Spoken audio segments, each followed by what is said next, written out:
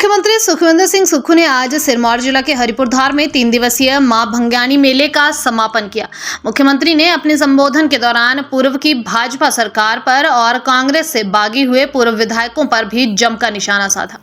अपने संबोधन के दौरान मुख्यमंत्री ने कहा कि जनता के सहयोग से हिमाचल में कांग्रेस की सरकार बनी और 42 साल के पुराने इतिहास को बदलते हुए एक गरीब परिवार के सदस्य को प्रदेश का मुख्यमंत्री बनाया और अब समाज के हर बार की यहाँ चिंता हो रही है। उन्होंने आरोप लगाया कि पूर्व की भाजपा सरकार ने हिमाचल प्रदेश को कर्ज में डुबोया और विधानसभा चुनाव के दौरान चुनावी समय में सरकारी बजट का दुरुपयोग किया, क्योंकि पूर्व की भाजपा सरकार दोबारा हर हाल में सत्ता को हथियाना चाहती थी। मुख्यमंत्री यह भी कहा कि हिमाचल प्रदेश में बागी पूर्व विधायकों ने लोगों की भावनाओं के साथ खिलवाड़ किया और लोगों की भावनाओं को खरीद कर अपना सौदा किया और इस बिके हुए विधायकों को लोगों के बीच जा रहे हैं। मुख्यमंत्री ने कहा कि हिमाचल की जनता भाजपा को जवाब देने वाली है और आने वाले लोकसभा चुनाव में पार्टी सभी सीटों पर जीत दर्ज करेगी। साथ ही उपचुनाव में भी कांग्रेस को बहुमत मिलने वाला है। के आशीर्वाद से हिमाचल प्रदेश में कांग्रेस की सरकार बनी।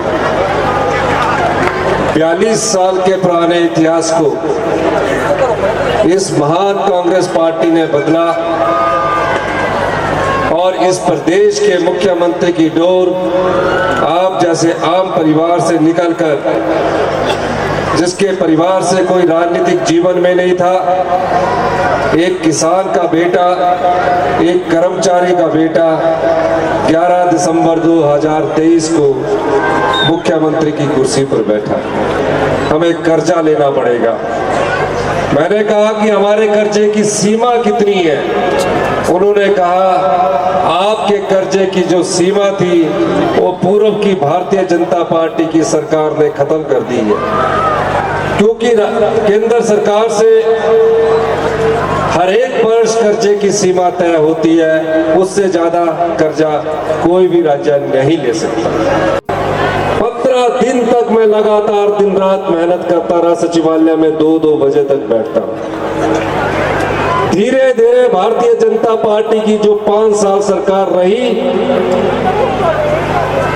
उन्होंने प्रदेश के खजाने को ऐसे लूटा, इस प्रकार पैसे का दुरुपयोग किया और ये सोचा कि चुनावों से पहले जो कुछ भी घोषणाएं करनी है कर लो, हमें सत्ता की कुर्सी चाहिए, उसके लिए चाहे प्रदेश को कंगाल होना पड़े, उस कंगाली से भी हम कहते पीछे नहीं हटेंगे।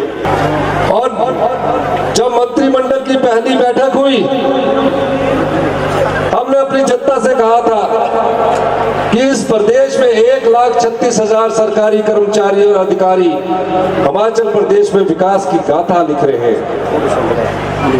60 साल बाद जब वे बुढ़ापे में चले जाएंगे, इन्हें पूछने वाला कोई नहीं होगा अगर इन्हें ओल्ड पेंशन स्कीम के तहत नहीं लाया जाए, क्योंकि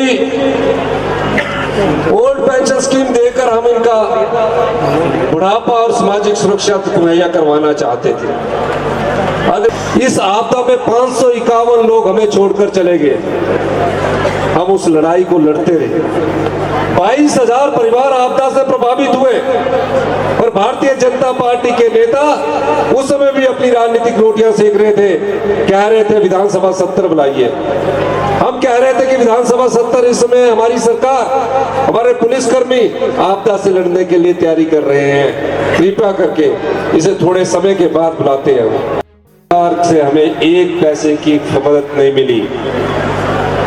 हमने प्रधानमंत्री से अनुरोध किया, गृह मंत्री से अनुरोध किया कि कम से कम जिस तरह गुजरात के भुज में भूकंप आया था, उत्तराखंड में तबाही हुई थी, उस तर्ज पर हिमाचल को भी मदद कीजिए।